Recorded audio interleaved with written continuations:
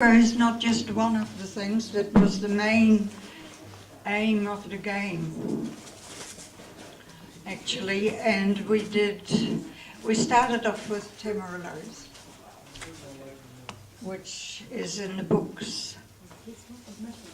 And then we also had, does that work? And then we had Chinese gooseberries in those days. We had them when we were still free packing them without blick trays, and started exporting in those days. So what else did we do? The macadamias. We progressed through all these tree crops, and the hard part about macadamias was the grafting, which nobody could do, and Dick somehow had a knack to do them.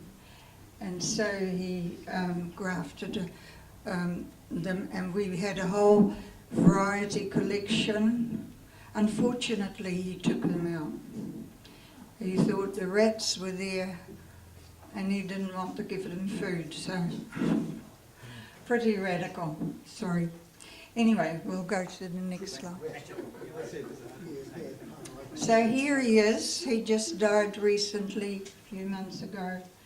And he left us this marvellous legacy. He's standing underneath the coconut tree that's actually an extinct species that grew here 20 million years ago. You can still find fossil nuts. I'll show you a slide soon. Fossil nuts of this particular species of coconut. It's a mountain coconut because we're not tropical. So a girl that we met in Ecuador, she was the kingpin of the whole Babaco story. And she sent one of the nuts from Ecuador. Why is this thing working so? From Ecuador in a consignment of, I see. Okay, of cuttings, and Dick thought, well, to please her, he would, because he wasn't interested in palms, so just to please her, he grew it. And then later on, what's his name? I just had the name on the tip of my tongue, and I can't remember. Anyway, some historian wrote about this coconut tree, which he had researched. Who? No. Anyway, I'll come back to it soon. And he called it, what did he call it? Cocos zelandia. But the name now is Paribea cocoides. And the ones we got were from Quito, where they used them as street planting. So where's Graham? Next slide, please. So there you have the coconuts there. And just to go back to that other slide, I hope you memorised it. Dick got the award from you guys, the Tree Crop Award, and it's a fossil walnut, which Dr. Don Mackenzie initiated. Now, Dick was actually a pupil of Don. When he left school, he didn't know what to do. He wanted to be a pilot, but that didn't happen, so he went into horticulture. And Dr. Don, before he was a doctor, he was actually at the DSR, and Dick's father was there, the photographer for plant diseases, and he urged Don to go overseas and visit the farm that Dick and the whole family came from. It's similar to Land's End, where he was brought up on. And they were also doing experimenting apples. And so Don went over there before he had his PhD, ended his PhD on that. So that's why he became to be the specialist for apples, and he was instrumental in giving us the new apple variety Splendor, I think one of them, and Gala later. And so Dick was actually taught how to keep records, and it stood him in good stead when he later on did his experimental work in new crops. So he has left us a legacy of all, you know, when he did the macadamia nuts, for example, he would go every day to have a look at his little babies to see if they were all right. And he would write it on, and Katrina's very good. She's going to sort of put them on database, I suppose. Yeah, Katrina. photograph them and then transcribe them. Yeah. So they're available for research for Later. and hopefully find all the plants that Dick imported but aren't recorded as being in New Zealand too. Right. Well, I don't know. So anyway, we'll go to the next slides. We've done the coconut.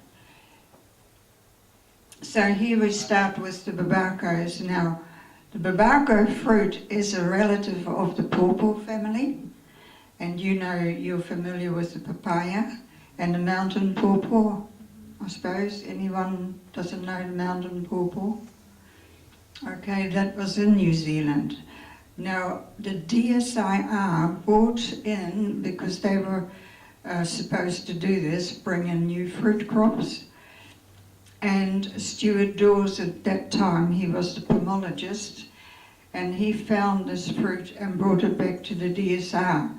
And Dick, he gave one to Dick, and it was lying on the on the bench, and I still remember him. He kept looking at it, you know, and they wouldn't let him have a plant. And so he thought, well, I'm going to get it. And Carolyn, our daughter, she said to me, you know, Dad loves this Babaco much more than you. Next slide, please, Frank. So we had to find somebody in Ecuador first to be able to do the project, because we went to learn Spanish, and then we had a Professor Schroeder. Anybody in this room who remembers Professor Schroeder? Probably not. He came to the DSR and did his, what do you call it, sabbatical leave, and he came every year, and we got to be very good friends with him. And he was actually a mentor for Dick and me also. And he introduced him to the Rare Fruit Council in the USA. Now the USA was always 10 years ahead of us. So we sort of tagged along. And in the back of this magazine was a list of members. And in the members list there was a name that sounded sort of American, and Joy Horton. So, and she lived in Ecuador. So we thought, right, that might be just, so he wrote to her, and yes, she was willing to help us. We didn't know how old she was, we didn't know anything about it, because in those days we'd get telegrams, we had to go to Auckland and get them. We wrote letters, and in Ecuador they loved New Zealand stamps, so they'd take the letters, and Joy wouldn't even get them because they'd take the stamps off, and I don't know what happened to them. But anyway, we finally got together. And next slide. So there she said, yeah, come over. In the meantime, she had sent these cuttings that you saw in the previous slide, and that was all the gene plasm Dick had. Next slide, please. So there she is. It is a later picture, because we had already got the plants. And just to give her a bit of encouragement, Dick invited her to come to New Zealand, and we took her with us to the international conference on, what was it called? It was in Sydney, of fruit or whatever, botanical conference. So, next one, please. And so when he went to Ecuador with her, they of course went to the markets. And there you see how they did their fruit. And the Babacos are in the middle, and there's lots of other exotics that we don't know about. Maybe those ones that look like cherimoya are atamoya, and the sour sop or the sweet sop. Maybe some of you know those. Yeah. And what else? Anybody else? No? Anyway, next one, please. Great. So these were the early beginnings. He had this stock block, and because it has no seed, it was a sterile hybrid. So in other words, it was actually a clone, because the family of the pawpaw is so easily hybridized, you can't keep a tag on it. And so with the Babacos, it was good we had a clone. But the trouble was you had to find a way to produce these cuttings and get roots on it. So the next stage was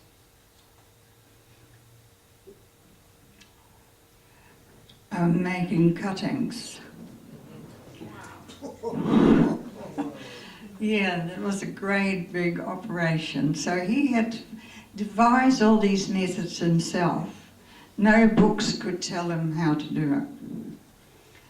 And so they have like figs, they've got a sort of, what do you call it, Lockie, that stuff that comes out of figs? Latex. So that was another thing you had to contend with. So what he did, he dried them off on the racks like this, but you had to prevent them drying out. So he put Ceradex on it to encourage root formation, and when they calloused, the next slide will show you that he would put them, he made sticks along the beds of sand, sterile sand, everything has to be sterile, and then they would sort of get calloused, and after, I think the next slide shows how we, doesn't. Anyway, we would put them into plastic bags, just the tops in the plastic bags, because you had to prevent them drying out. So that was the secret recipe for it. And once they got all that done, you could actually start seeing roots coming out, and then you could pot them up. Next slide, please. So then we had to start getting them into shade house, and he wanted to grow 1,000 plants before he ever released them, and also he wanted to have a block to show what it was like, and also for his own interest to see how you could manage this crop, because there was no book to tell us what to do. And next one. So there's the progression of the ones at the back were the ones that we used to take cuttings off, and then as they progressed, the smaller ones got it in front, as you can see. Next one. And then they got big enough to have a stock block, and next one. We had to invest in an irrigation system. We had no money, so it was a big investment. And then we had a tropical storm. And this water had to come 1/4 of a mile from the creek to here. It was amazing that you could pump it that far. And this tropical storm, we had steel pipes going down to the creek, and Dick used the tractor to activate the pump. And so it pumped all this up to here, and then this tropical storm moved the steel pipes about 1.5 feet because the whole land slid away. Can you believe? Steel pipes moving. There was a tea tree on top of us as if nothing had happened. It was quite funny. So anyway, he thought, well, I can't let this slip go on, and he planted the naughty running bamboo on it to stop it from, and it did the trick. But now we're left with the aftermath of running bamboo. So next one. And the result of Babacos. Can you believe any plant that would actually produce more food? Mine don't get that many on. Well, I don't know how that came about. Irrigation, Maybe, yes, they're very hungry for water. And we were worried that they would get some phytophthora, which, you know, our ground is very prone to have. So, I don't know, the secret is mulching and have clean stuff, lots of water. What's the lifespan, Anne-Marie, of the Babaco? Yeah, I don't quite know. It keeps on growing up. Yep. And you can actually have them in a glass house. And then you can top them as Lockie is pointing out, I think. Yes. So, yeah, you can keep them smaller, but I suppose the lifespan you have to keep on rejuvenating them, I would think. I can't remember actually if we because they're like mountain pawpaws, they'll just grow high. But because they produce so much food, I suppose that slows them down. So the next slide. So when we were ready to release them, that was a big event, because in those days we had no idea of seminars, but we had heard of a seminar. And I got going and I sold 100 tickets.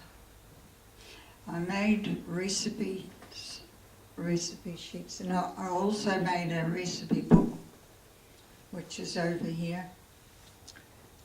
And we had more things. Just show me those slides and I'll go on with the story. And we had growing instructions for the people, so we had it all, you know, before the seminar. So 100 tickets, and I got a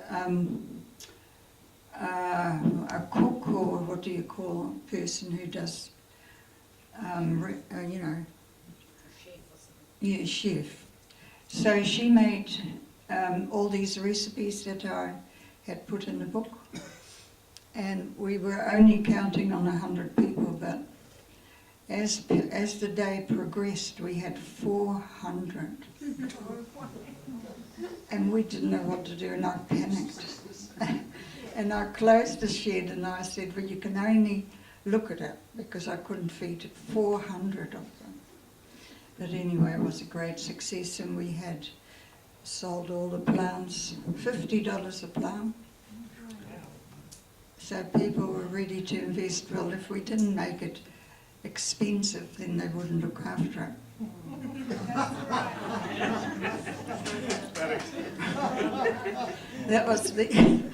That was the sentiment. So they did, and they had glass houses built for it, and then we formed an association after the seminar, and from then on it was out of our hands a bit. Did I have a slide, Graham, of that box? We designed a box with the association. At first we used our own box, our Tamarillo box. And you can see the awkwardness, you know, it's so enormously big. And that was the problem, because a new fruit, people just want a little thing, you know, they don't want to sort of try it. So if you put all these fruits in a heap, everybody would touch them. So we thought, right, we'll devise a little box and have one fruit and a recipe in it. And we had all the ladies assigned to the different food towns or whatever they were then to give a demonstration. And we had all these boxes with one fruit in it. We send them to the food towns. We had the ladies lined up. What did they do at the back of the food towns? Because we didn't actually educate the staff down there. They took all the fruit out, put them in a heap, put all the boxes and burnt them, and the recipe sheets. So whatever could go wrong. So yeah, we were left with that. And next slide, or haven't I got one? Okay, then we decided there was a guy in Mercer. He was an ex-Watties man, and he approached us and he said, Dick, shall we, do you think we should make a Babaco nectar and we'll put it in a bottle? So that was a good idea. So everybody actually saved the fruit, and we had 50 tons of fruit in the freezers ready to be processed. And then in 87 we had that financial crash, do you remember? And he couldn't get a loan for a cool store. And he rang me up and he said, I'm going broke. Because he was making good things, pumpkin soup and tauroa soup or something, puha, whatever. It was good for New Zealand to do. And so he went broke and he said, well, you don't deserve to go broke, so I'll just give you an invoice to say the fruit can only be used, how did he say it? He did something good for us anyway, so we didn't go broke. But all that fruit was sitting in the cool stores, or in the freezers rather. It was frozen, and I had to go around Cerebus. Oh, I've never been so stressed in all my life. And nobody wanted to touch anything new. Even apple and pear board, I said, oh well, would you like to make some juice, you know? And they teased me and they said, can you give me 20 tons? And I said, yes. And then they said, oh, wait a minute. So anyway, that was, yeah, it never worked. So we had to actually take everything out of the freezers and dump it on our own ground. So that was the end of the story. A sad day. So we've still got some plants left. And we have the methodology, so if anybody wants to pick it up, they can. So the next slide, what does that show us? It's not a good story, eh? So it shows you how much fruit a branch can bear, can you believe that? Yeah. When are they ripe? They are ripe when they turn colour, and then you have to pick them and ripen them.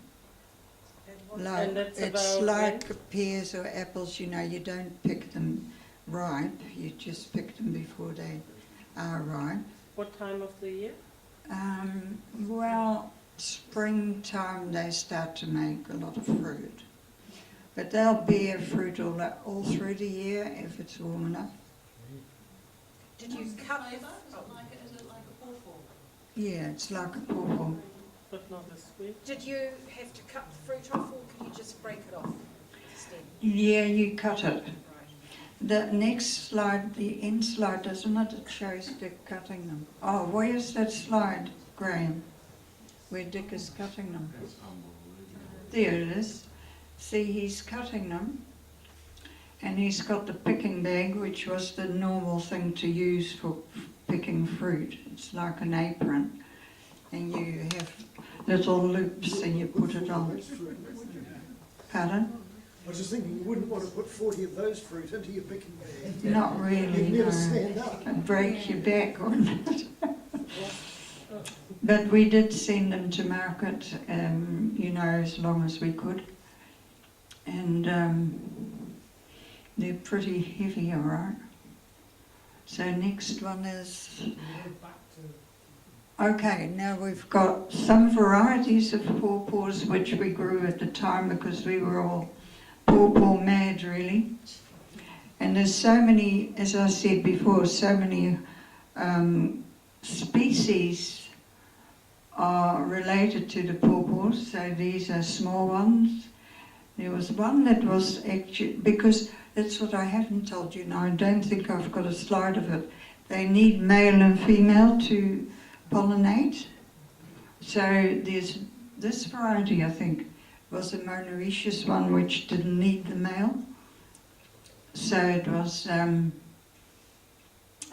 we called it Monaco, I think. And it's orange, beautiful fruit. And in Chile they had the mountain pawpaw and they canned it, and it was really a very precious commodity. You know, it fetched more money than peaches. Yes, beautiful canned. Did I have any more? Anne-Marie, a Yeah. lot of pawpaws, they use them as vegetable cooking them in the green. Can you use a Babaco like that? Yeah, of course. And Babaco is very good in, how can I say, a catalyst for other foods. So if you put it in a cabbage coleslaw, for example, it really picks up the flavours. The fruit has a proteolytic enzyme, which means it digests proteins. So it's a marvellous meat tenderizer. So you can buy gravy beef and make it into a wonderful dish. Yeah, like kiwi fruit, but it doesn't dissolve the protein. Anne-Marie, Yeah. it makes a wonderful fruit salad with strawberries. Just Yeah, absolutely lovely taste. yeah, that's right. It sort of enhances that fruit, doesn't it? Because of the, like potatoes in a way, you know, it sort of goes with everything. And I know a cafe in Auckland was doing sandwiches, ham sandwiches with Babaco instead of tomato. And that was beautiful because it helped to digest the ham. So it was great. Did I have any more? I think oh yeah, this is a species pawpaw. It's called, I can't remember now what it's called, but some of these are hybrids, like there was a Taronchi and this one was a species. So, you know, in botanics you have species and hybrids. So one of these was species. Sorry, I can't remember the name. And here we have the different types of pawpaws. The mountain pawpaw there, and you can see the different type, the Taronchi. And we actually crossed one, Dick crossed one and called it a Babaco. I think he crossed it with a pawpaw, with a, you know, a tropical papaya. Yeah, so there you go. That was all.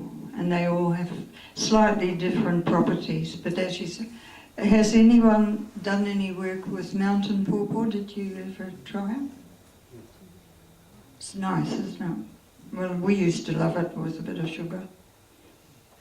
And that's what we did with the Babaco. We always put a bit of sugar on it. But they were great because that's another property of the Babaco, is all pawpaws really, they don't brown when you cut them.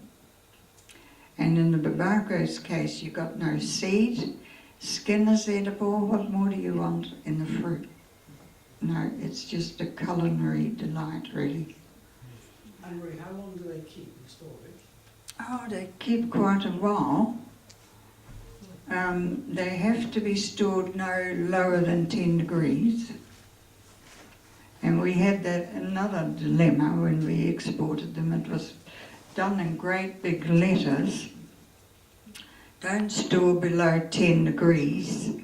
But some of these guys at, airport, they thought, oh, it's from Kiwi land, so they stuck them in with the kiwi fruit at 2 degrees.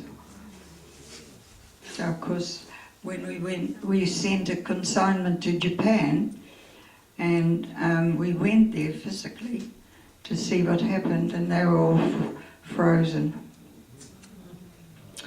Yeah, they just don't do what we tell them to do. So, yeah, it was terrible. And then because the Babaco comes in their winter, we had to be careful that in the airplane it could freeze, so they could put it in the fridge to keep warm. Because in the hold it would freeze, you see. Yeah. All these sort of things you never think of, eh? Can we have the lights on? A big learning curve, okay.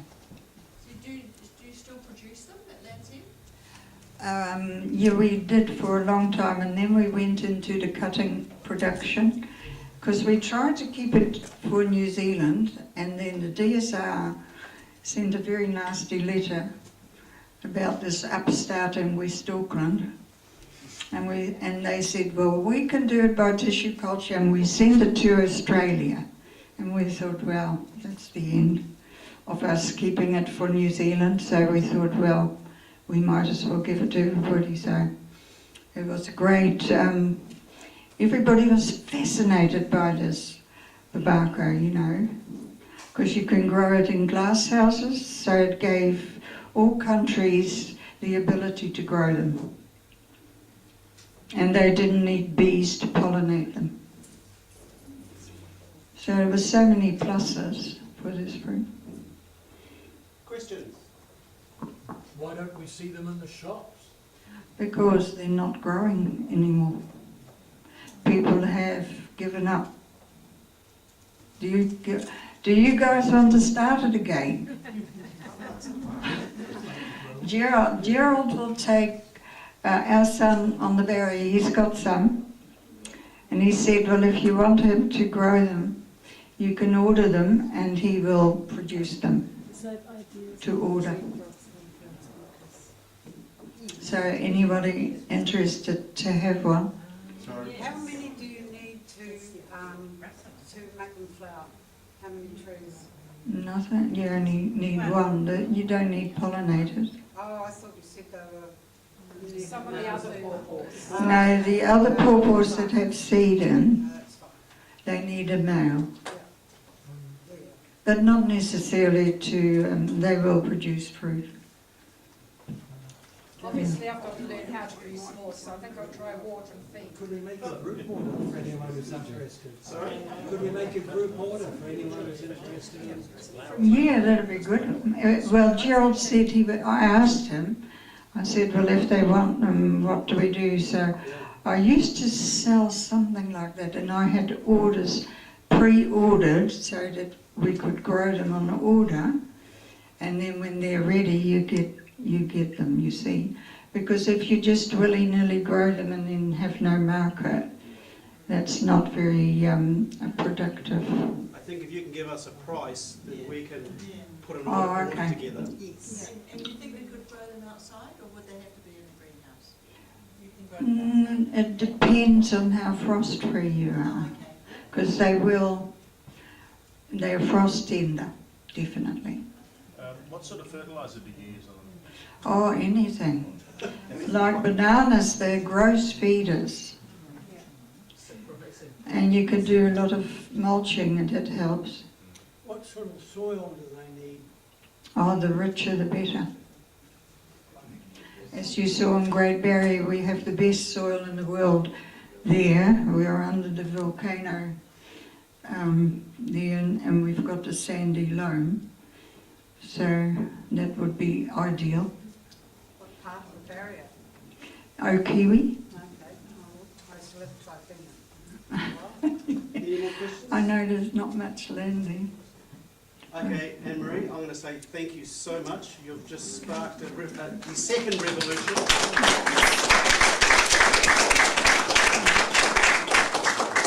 Okay, what your final duty